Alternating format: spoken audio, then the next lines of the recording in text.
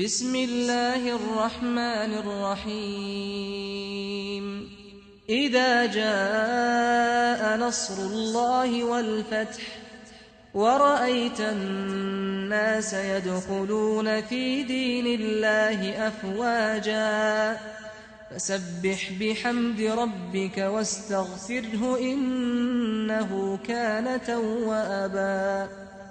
مولا سیدنا و مولانا محمد رسوله النبی الامین المکین الحنین الکریم الرؤوف الرحیم. اما بعد اعوذ باللہ من الشیطان الرجیم. بسم اللہ الرحمن الرحیم.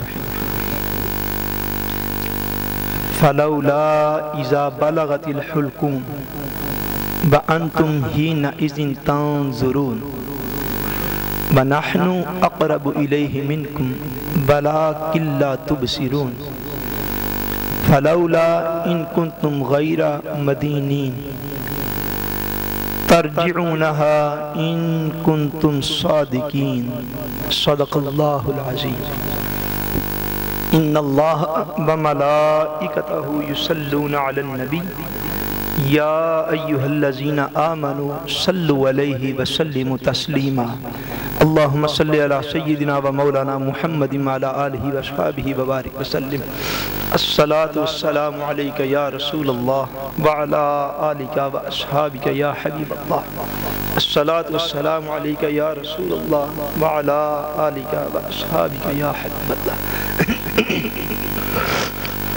اللہ تبارک و تعالیٰ کا فضل و احسان اور شکر ہے کہ جس نے باعث تخلیق کائنات رحمت للعالمین شافع روز جزا حضور سیدنا محمد مصطفیٰ صلی اللہ علیہ وآلہ وسلم کے مبارک وسیلہ سے ہم سب کو دولت ایمان عطا فرمائی. خالق کائنات کما حق ہو ہم اس دولت کی قدر کرنے کی توفیق عطا فرمائے. آج کی نشست جو ہے یہ ہماری 15 روزہ درس قرآن و حدیث کی نشست ہے، جس میں بالخصوص ہمارے ہمسائے ہمارے مرحوم بھائی محترم جناب محمد آصف صاحب کا ایصال ثواب جو ہے وہ بھی اس نشست کے ساتھ منسلک ہے. اس حوالے سے چند کلمات قرآن مجید فرقان حمید اور نبی کریم صلی اللہ علیہ وسلم کے فرمان کی روشنی میں جو عنوان میں نے منتخب کیا ہے وہ ذکر موت اور ذکر قیامت ہے. بدقسمتی کے ساتھ ہمارے ہاں ایک ایسا ماحول ڈیولپ ہو گیا ہے کہ ذکر موت اور ذکر قیامت جو ہے یہ عام طور پر ہماری زندگیوں میں بہت کم ہو گیا ہے، اور اتنا کم کہ اگر ہم کسی کی وفات کے موقع پر بھی بیٹھے ہیں تو رسمی طور پر ایک دفعہ الحمد شریف اور 3 دفعہ کل شریف پڑھ لینے کے بعد اسی مجلس میں، اسی محفل میں، اسی نشست میں، اسی سیٹنگ میں کہ جو ایک موت پر تعزیت کی سیٹنگ ہوتی ہے، کل کا ختم ہوتا ہے 10ویں یا 40ویں کی مجلس ہوتی ہے، وہاں پر بیٹھے ہی جسٹ منہ پر ہاتھ پھیر لینے کے اگلے ہی منٹ میں ذکر موت اور ذکر قیامت جو ہے دور دراز تک بھی ہماری باتوں میں نہیں پایا جاتا. اس سے زیادہ میں سمجھتا ہوں سخت دلی شاید نہ ہو سکتی ہو کہ بندہ جس موقع پر جس طرح بندہ شادی کی محفل میں بیٹھتا ہے تو خوشیوں کی باتیں کرتا ہے، وہ ایک موقع ہوتا ہے. اسی طرح جب بندہ کسی کی وفات کی مجلس میں بیٹھتا ہے یا اس کے گھر میں فاتحہ پڑھنے کے لیے جاتا ہے یا اس طرح کی محافل میں جب شریک ہوتا ہے تو ہم بالعموم اس ذکر کو تو نہیں چھیڑتے، وہاں پر بھی بیٹھ کر دنیا بھر کی ساری باتیں کر کے تو ہم اٹھ کے آ جانے والے لوگ بن چکے ہیں. موت کو یاد رکھنا اور موت کا ذکر کرتے رہنا یہ مسلمان کے لیے بڑی اہمیت کا حامل ہے. اور اس لیے بھی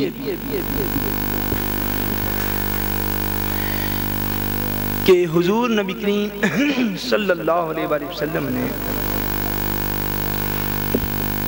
موت کے ساتھ نفرت کرنا یا موت کو یاد نہ رکھنا، اس کو مسلمانوں کے زوال کا ایک سبب بھی بیان فرمایا ہے۔ یعنی مسلمانوں کے زوال کا ایک ذریعہ یہ بھی ہے، جب ہم امت مسلمہ کی یہ حالت دیکھتے ہیں جو آج موجود ہے، پل بھر میں مشرق کی خبر مغرب میں، مغرب کی شمال میں، شمال کی جنوب میں، ساری کی ساری امت کی حالت جب آپ ایک ٹیلی ویژن سکرین پر 5-10 منٹ کے اندر دیکھ لیتے ہیں، اس حالت کو دیکھنے کے بعد اس کی مختلف وجوہات کا تعین جو ہے وہ ہم کرتے ہیں۔ ہم کہتے ہیں اس کی یہ ریزن ہے، ایک یہ ریزن ہے، ایک یہ ریزن ہے۔ کچھ معاشی وجوہات نکل آتی ہیں، کچھ سیاسی وجوہات نکل آتی ہیں، کچھ مذہبی وجوہات نکل آتی ہیں۔ یعنی جتنا اس مبصر کا، اس تبصرہ کرنے والے کا اپنا نالج ہوتا ہے یا اس کے نالج کی جو ڈائریکشن ہوتی ہے، اگر وہ مذہبی آدمی ہے تو کہے گا مذہب پر درست طریقے پر عمل نہیں ہو رہا۔ اگر کوئی وہ سیاست کے ساتھ دلچسپی رکھنے والا ہے وہ کہے گا سیاستدان بڑے کرپٹ ہو گئے ہیں۔ اگر کوئی معیشت اور اکنامکس پڑھا ہوا ہے اور بینکنگ میں کام کرتا ہے یا بینکنگ کے شعبے کے ساتھ منسلک ہے، وہ کہے گا دنیا کی معیشت پر فلاں قابض ہو گیا، اس لیے مسلمانوں کا یہ حالت ہے، کوئی تیل پر قابض، کوئی فلاں پر قابض، کوئی فلاں پر قابض۔ غرض جس شخص کے علم کی جو ڈائریکشن ہے یا جو شخص کو خود وہ نالج حاصل ہے، اس کی روشنی اس کا تبصرہ ہوتا ہے کہ یہ بھی وجہ ہے، یہ بھی وجہ ہے، یہ بھی وجہ ہے، یہ بھی وجہ ہے۔ ان ساری وجوہات میں سے جو ہم بیان کرتے ہیں، پاسبل ہے کہ ہمارا جو تبصرہ ہے وہ اس کے اوپر درست نہ ہو، وہ غلط ہے۔ کیوں کہ بندے سے بعض اوقات اپنے نالج کے باوجود غلطی ہو سکتی ہے۔ وہ بہت بڑے سے بڑا سائنسدان ہو، بہت بڑے سے بڑا مفکر ہو، بہت بڑے سے بڑا دانشور ہو، اس کو ایک قول اختیار کرنے میں، اپنی ریسرچ میں کسی بھی وقت جو ہے وہ غلطی ہو سکتی ہے کہ اس کی یاد یہ وجہ پاسبل ہے، وہ وجہ غلط ہے۔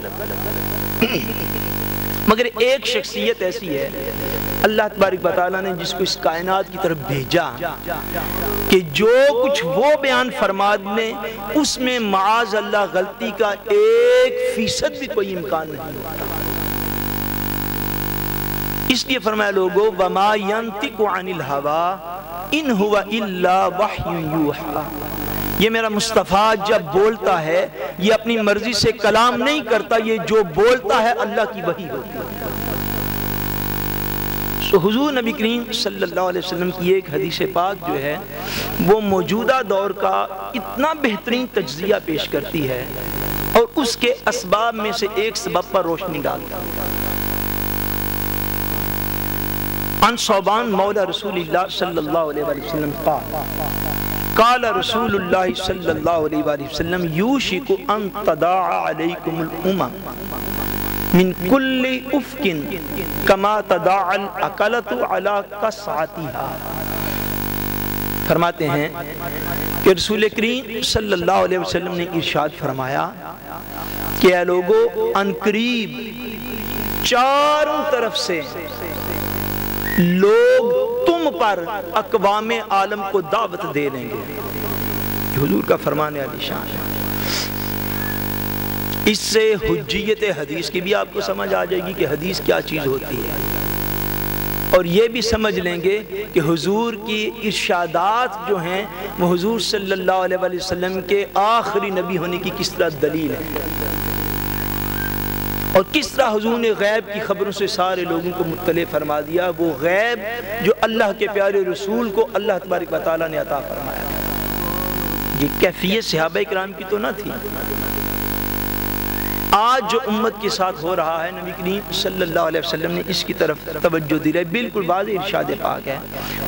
فرمایا قریب ایسا ہوگا کہ چاروں طرف سے لوگ تمہارے اوپر کیا کریں گے، فرمایا اقوام عالم، حضور صلی اللہ علیہ وسلم نے فرمایا علیکم الامم من کل افق، ہر افق سے، ہر طرف